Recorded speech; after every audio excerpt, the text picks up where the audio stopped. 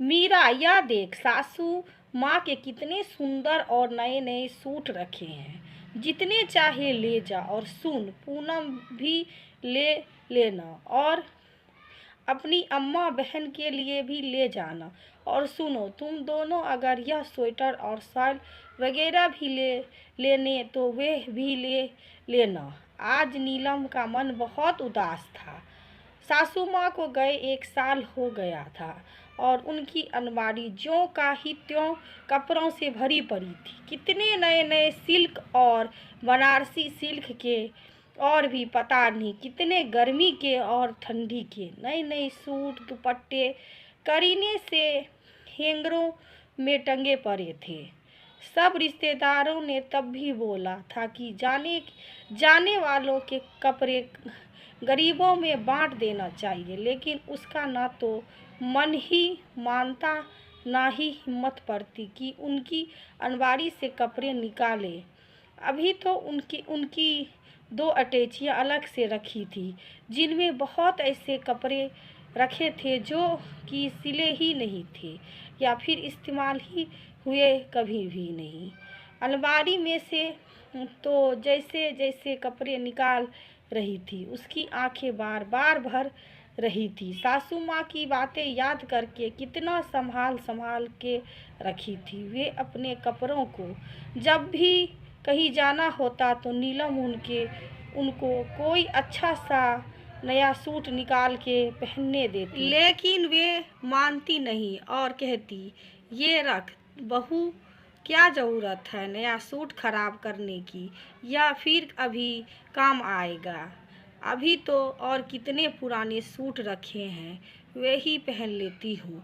मोहल्ले में एक बार किसी के घर कीर्तन था, तब नीलम ने उनको सिल्क का सूट पहनने को बोला, तब भी नहीं मानी कि सिल्क का किसी शादी में पहनने के काम आएगा, यहाँ तो कोई भी चल जाएगा।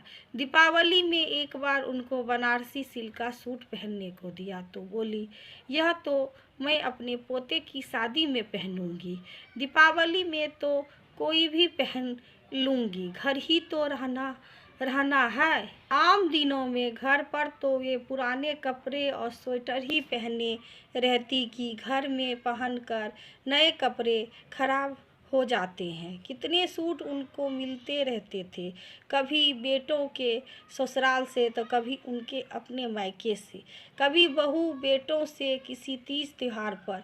परंतु क्या मजाल है कि उन्होंने जल्दी किसी कपड़े को इस्तेमाल किया हो, और आज नौबत यह है कि उनके कपड़े घर पर तो किसी को फिट आएंगे ही नहीं। तो इससे अच्छा है कि किसी ज़रूरतमंद के काम काम तो आए।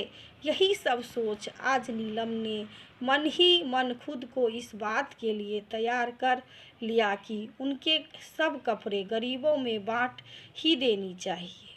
कपड़े सब को देते हुए नीलम ने मन ही मन एक फैसला और भी किया कि जो उसके खुद के कपड़ों से अलमारियां और बेड के बॉक्स भरे हैं, उनमें जो सालों से इस्तेमाल नहीं आ रहे हैं, वे अपने हाथों से ही बांट देगी, क्योंकि बाद में कौन सा बहू या बेटी वे कपड़े पहनेंगी। फिर वे कपड़े भी या तो हरिद्वार भेज दिए जाते हैं या फिर किसी और को भी उठाकर दे दिए जाते हैं। उससे तो अच्छा यही है कि वे ये दान खुद अपने हाथों ही करें, कम से कम पुण्य भी तो मिलेगा ना। दोस्तों, ये छोटी सी कहानी आप सभी को कैसे लगी? यदि अच्छी लगे तो लाइक करिए, सब्सक्राइब करिए, दोस्तों शेयर करिए। वीडियो देखने के लिए आप सभी दोस्तों का धन्यवाद। थैंक यू दोस्तों, वीडियो देखने के लिए धन्यवाद।